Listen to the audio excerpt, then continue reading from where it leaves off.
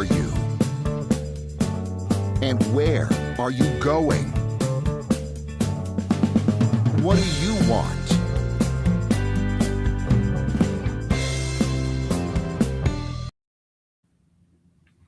Hello and welcome to Trusts and Estates Weekly. This is our first episode of Season 4 for 2026. It's nice to be back. I hope you enjoyed the holidays and are looking forward to a great year. I am. I won't get into why. You don't want to know. No. And just that, all joking aside, am approaching 2026 with enthusiasm and I don't know, whatever the other words are. And so for this season, fourth season of Trusts and Estates Weekly, I'm really going to be working hard to do a lot more guests. And so you'll see some guests back who have been on the show previously and some new guests. So you'll be getting some new perspectives. We'll be going into greater depth with some of the people who have been on before. And as always, if you have a topic that you'd like to see or hear covered on the show, please feel free to post it in our social media. All the links will be in the show notes after the show posts, or you can send me an email. My email address will be in the show notes as well. Happy to consider that and arrange it if possible. So the point of the show, I've had several people ask me this over the last few weeks as I've been lining up guests. And the point of the show is to be educational, to serve as a resource for professionals like myself who administrate trusts and probates or handle estate planning or get involved in it at least, but also a resource for people who are not professionals but may find themselves executor of a will or something like that, and they are looking for some direction. So by all means, let me know if it's something that's timely. Feel free to let me know that as well. I'd be happy to, if I can, accommodate your time schedule. So I'm going to start out today with, or start out the year, today's show, talking about 5 of the lesser known responsibilities of a personal representative. So I think most people view probate as a process of dealing with money, and that certainly is a large part of it. There's no question that is the case. However, there are other parts of probate that need to be dealt with, and these other matters are not really financial. They're more sort of administrative. I realized somehow my links got erased. I'm going to bring them back up here real quickly. Hang on one second. And oops. Yep, there we go.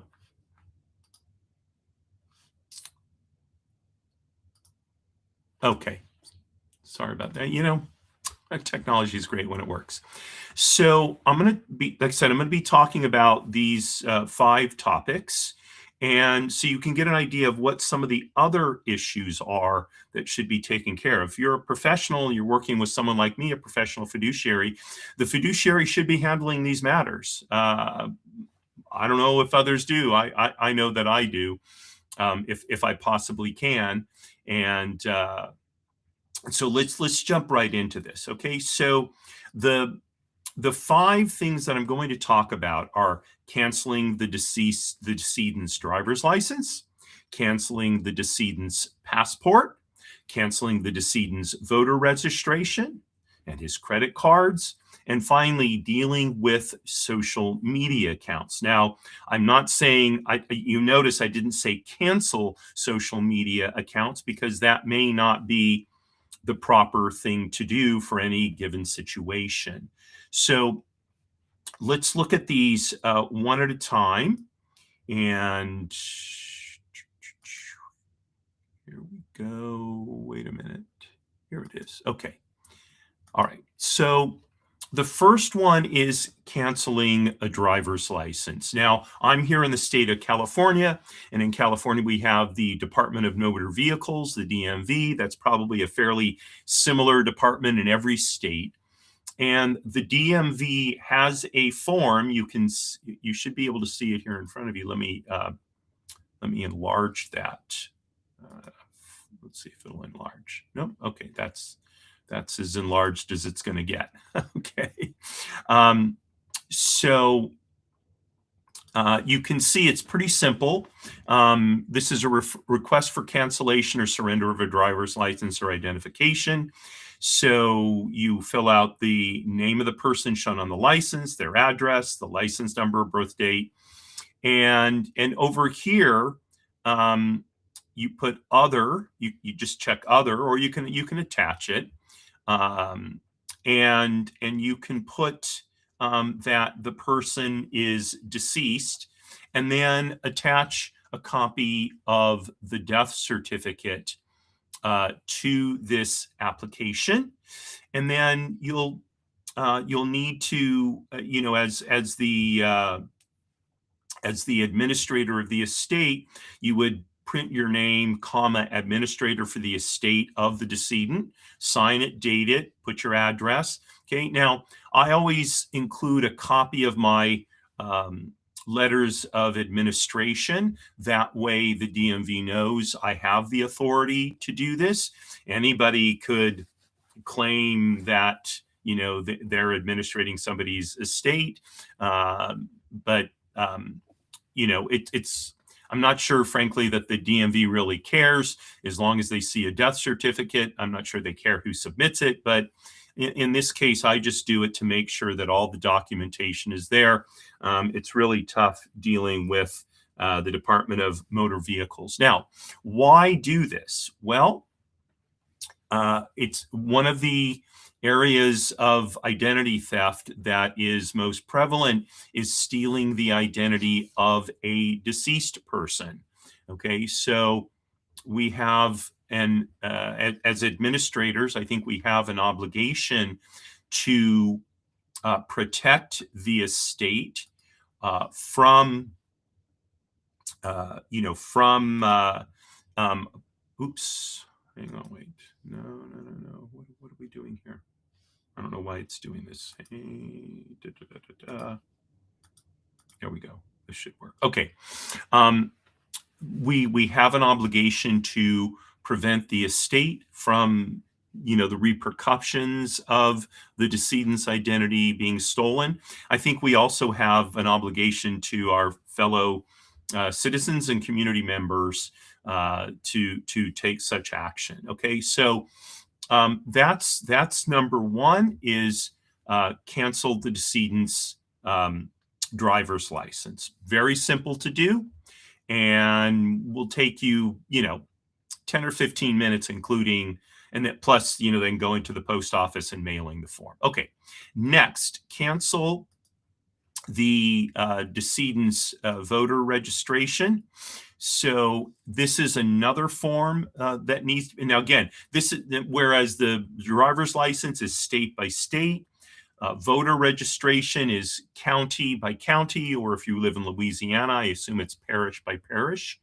So this is just again a very simple form. You fill out the person's name, the registered residential address, date of birth, reason would here be death.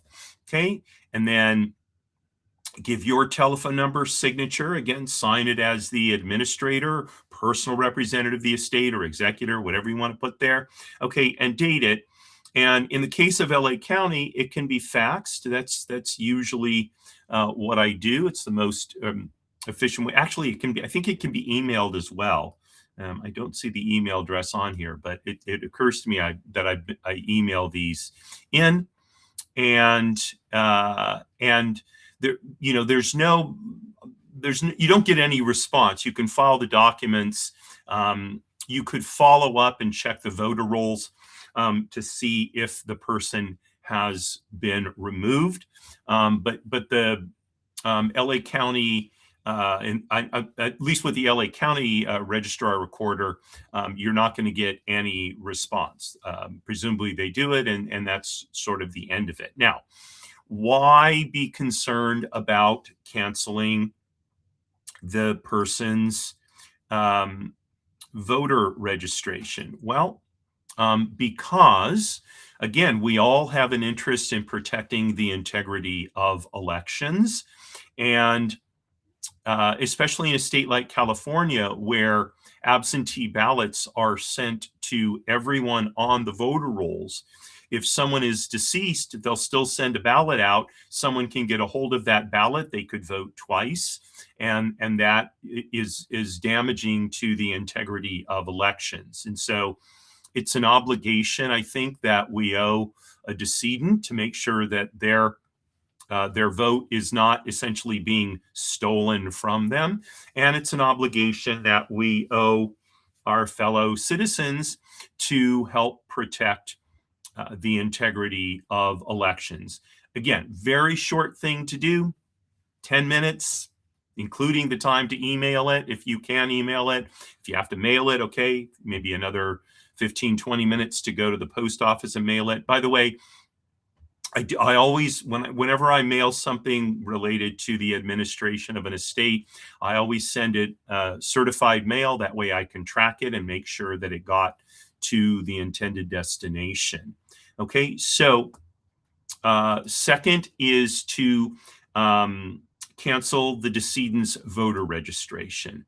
Okay, next is the decedent's passport. So there is no form for canceling a decedent's passport. Okay, so I've just drafted a letter. You can see here I've redacted, for whom this cancellation was made. But you send it to the U.S. Department of State, Counselor Lost and Stolen Property Unit, and the address. Okay, and I put, cancellation of decedent's passport. To whom it may concern, enclosed, please find the following: the valid passport of the decedent, a certified copy of the death certificate for the person, and a copy of letters of, in this case, I was still the special administrator. What it could be copies of letters of special administration or just of regular administration appointing me to handle matters of the estate of whatever the person's name is. And then I say, please cancel and return the enclosed passport. Thank you for your assistance. Sign it. Okay. And with it, I include the documents that I mentioned. And I'm not going to show you the other documents. They're not relevant. They are, in fact, private to the person. Now, in the case of the State Department, in this case, it was about 2 weeks later, I got a letter back. Dear Mr. Bemmel, this letter is to inform you that that U.S. passport number, whatever it was for the number, issued to the decedent was canceled by the Department of State Consular Lost Stolen Passport Unit as requested. So, my hat is off to the State Department.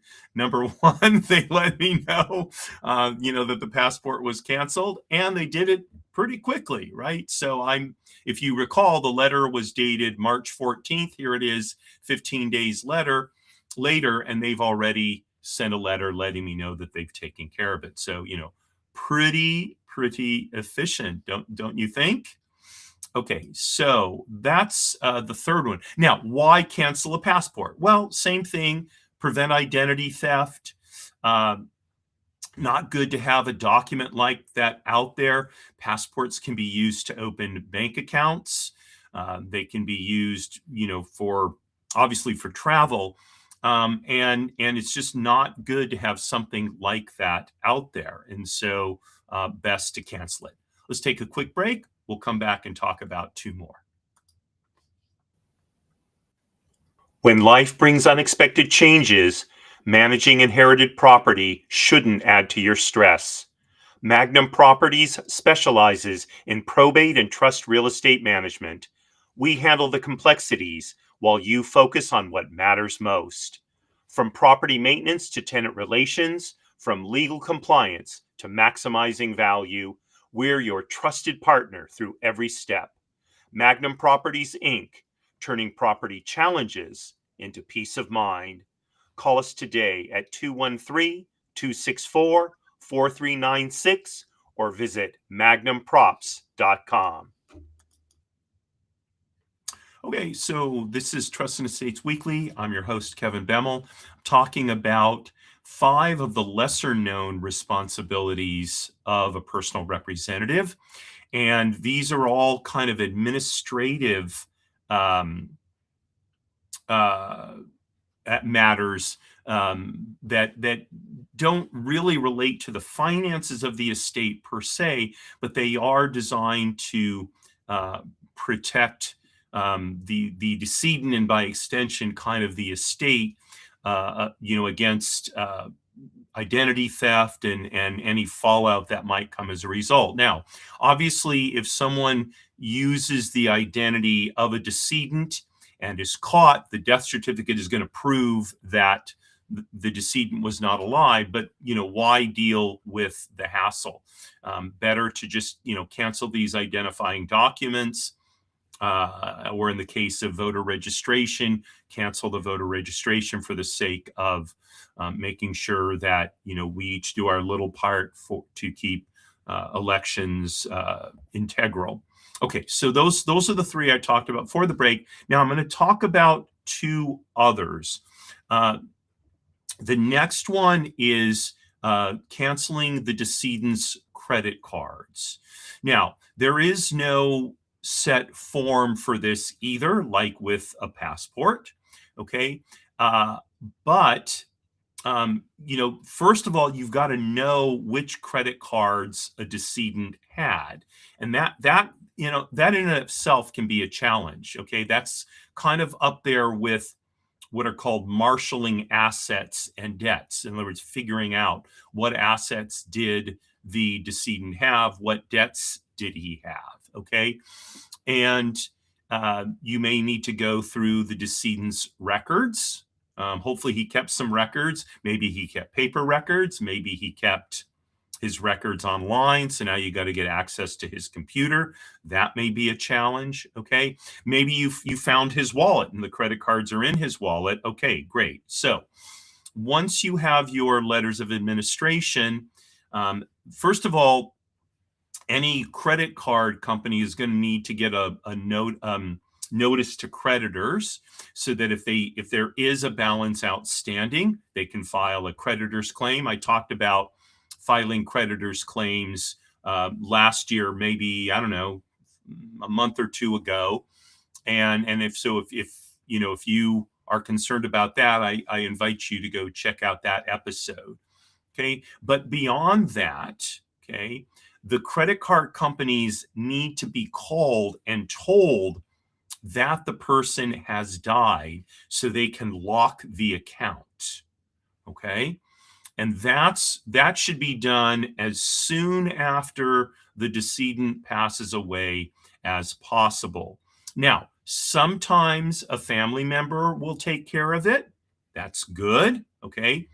But other times they may not. They may not realize it needs to be done, or unfortunately, not all family members are honest. They may be intending to use the decedent's credit cards to buy some stuff, and kind of get it before the credit card gets canceled, before the credit card company is notified that their cardholder has died. Okay. So it's something that the personal representative at least needs to verify that it's been done. Okay. And generally speaking, when you call the credit card company, they're not going to give information about balances or any of that stuff until they can verify that indeed you are the court-appointed representative for an estate. However, they will take the information that the decedent has died and they will lock the account. Okay. Look, different credit card companies handle things differently. They can be easy to deal with. They can be a pain in the neck to deal with. That just comes with the territory. What I would recommend is that when you do this, you keep a record of the telephone calls that you made, any emails you sent, any regular conventional mail that you sent. Okay, keep a record of all of that. So if the credit card company, for example, tries to claim later, oh, they weren't informed that their car holder had died, and they're seeking to hold the estate liable for charges made after the decedent's death. Well, so you want to have a record of your communications in order to dispute what the credit card company is saying. Okay. So, these days, I don't know. I know for myself, I don't carry very many credit cards. I carry one personal credit card, and two business credit cards. And then I carry a personal debit card. That's it. And by the way, debit cards, credit cards, I should be saying both. If someone's carrying a debit card, it has the same kind of exposure as a credit card, only that the exposure is to the extent that there are funds in the account to which the debit card applies. So, make sure that these accounts get locked down as quickly as possible. If you know that if you have a copy of a will and it shows that you're going to be appointed as the executor of the estate, but you haven't gotten letters of administration yet, that's okay. Go ahead and call them. If they, ask you, well, who are you? You can say, well, I'm the, child of your deceased card holder. I'm nominated as the executor under the decedent's will. And if they said, do you have letters of administration? Not yet, but I want to make sure that this is locked down so that there's, not an accumulation of balance now that your card holder is dead. That's probably going to be fine. If they give you any trouble, just, make a notation of it and make a written record of it. And then if there's a problem down the road, you can say to the court, Your Honor, I rejected this creditor claim because it includes charges that were made after the decedent died. I contacted the credit card company or the debit card company on such and such a date to notify them. They refused to lock the account down. There's no reason that the estate should be held responsible for this debt. This was the credit card company's mismanagement, and that should be, their problem, kind of thing. Okay. So credit cards and debit cards. Now, of course, with a debit card, the money is being extracted out of the account. So you might have to apply to the court to get the money returned by the institution if they refuse to lock down a debit card. But it's essentially the same thing, only that instead of having to pay them the money, you're going to have to get the money back. Okay. But I wouldn't hesitate to do that in the face of a card issuing company refusing to recognize, the death of the decedent. Now, they may say we need a copy of the death certificate. So then get an email address to which you can email it. I know some of them will say we don't accept such evidence by email. You have to go to a branch and show them there, or you have to, send it by conventional mail. If so, I would overnight mail it to make sure they get it as quickly as possible. Those kinds of things, that's part of frankly, the hassle of administrating an estate, but it is what it is. And so that's what needs to be done. Okay, let's take another quick break and I'll talk about the fifth one. Probate and Trust TV, your curated source for the most useful and insightful content on estate planning and trust and probate administration, featuring standout professionals like Bill Gross, Paul Brabelet, James Cunningham, and yours truly. Whether you're a lawyer, accountant, real estate professional, or working on your own succession plan, this channel helps you quickly find the clearest, most practical content YouTube has to offer. Subscribe now to Probate and Trust TV. Spend more time learning, less time searching. Okay, and this is Estate and Trust TV, Estate and Trust Weekly, and I'm the host, Kevin Bemmel. We're talking about 5 of the lesser known responsibilities of a personal representative, all of them administrative in nature as opposed to financial. Okay, the credit cards are, kind of maybe financial, but they're more in the category of protecting the estate from a loss, as opposed to, gathering the assets and paying the debts and distributing the money to the heirs, which is, I think, what most people think the administration process is about. Okay, the last of the 5 lesser known items entails dealing with the decedent's social media accounts. Now, I did an entire show on this a ways back. So, if you go to my YouTube channel, you can watch that show. I'm just going to touch upon it again today because I think it is important and hit a couple of the key issues. Okay, so number 1. Social media accounts are considered to be a digital asset, okay? And as such, they fall under a law that most states have adopted that require the personal representative to have specific authorization in a will or trust to handle those digital assets, including the social media accounts. It's the Digital Assets Act, I believe, something like that. I don't recall the exact name. Now, this is unknown even to a lot of people involved in trust and estate administration. The reality is, I don't think, I think it's enforced in the breach, as they say. So, but it's, in order to do things properly, compliance with the Digital Act needs to take place.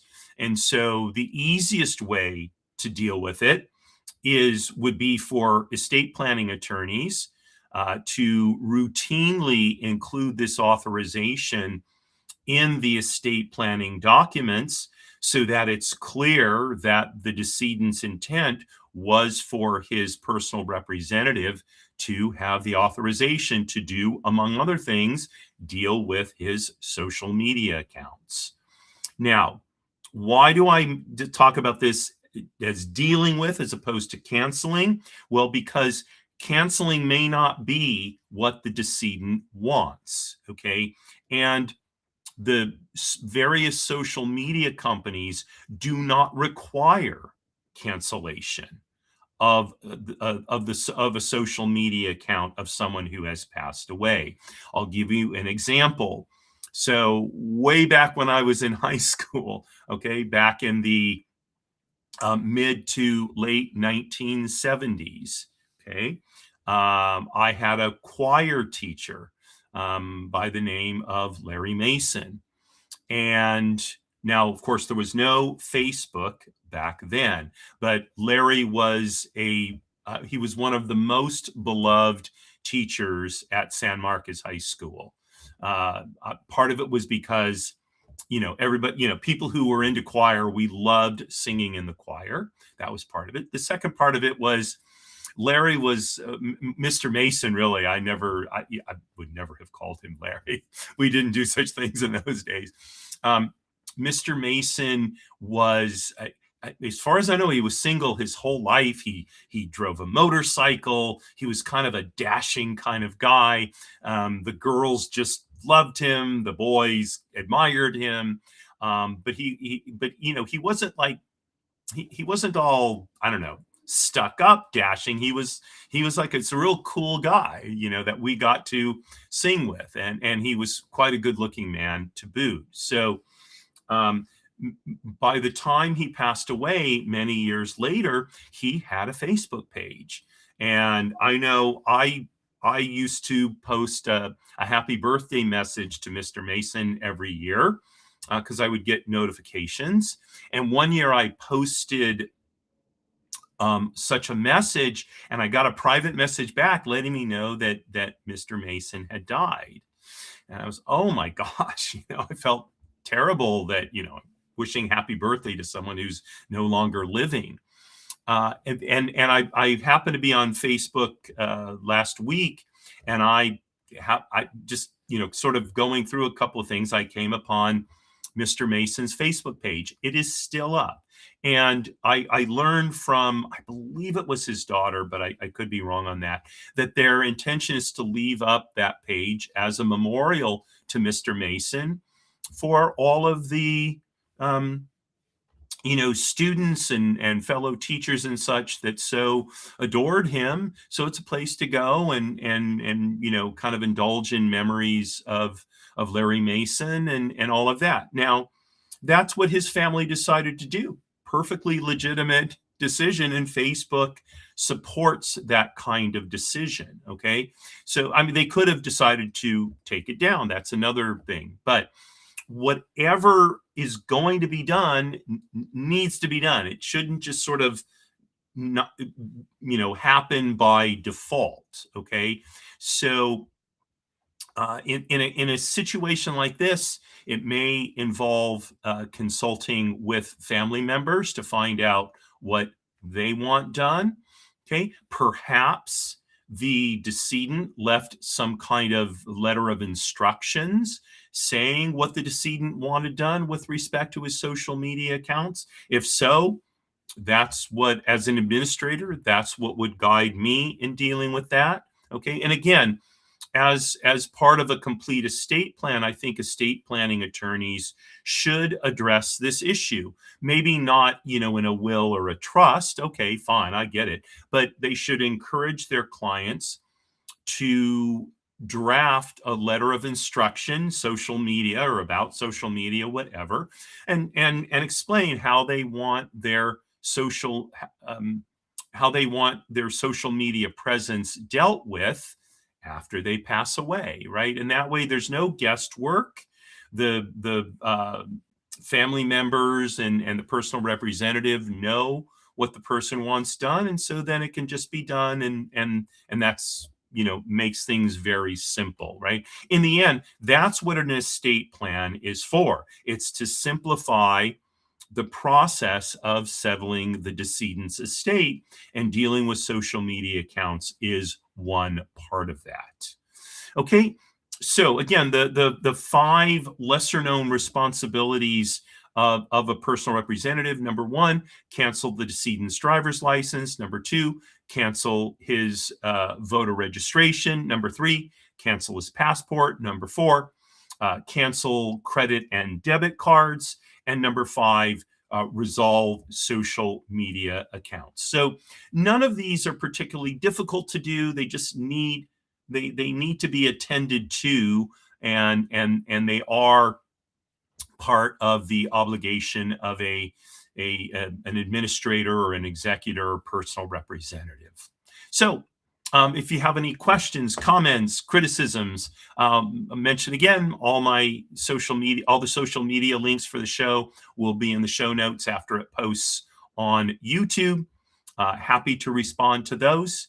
And then tomorrow at 10 a.m. Pacific time is my show, Business Lessons from the Military, embarking on season 4 of that show. And then on Wednesday at 10 o'clock Pacific time, I am starting season 7 of People Making Money. People Making Money is kind of the outgrowth of the original Way to Wow shows, which launched in 2020. Wow, I've been doing this in one form or another for 7 years. So I thank you very much for joining me today.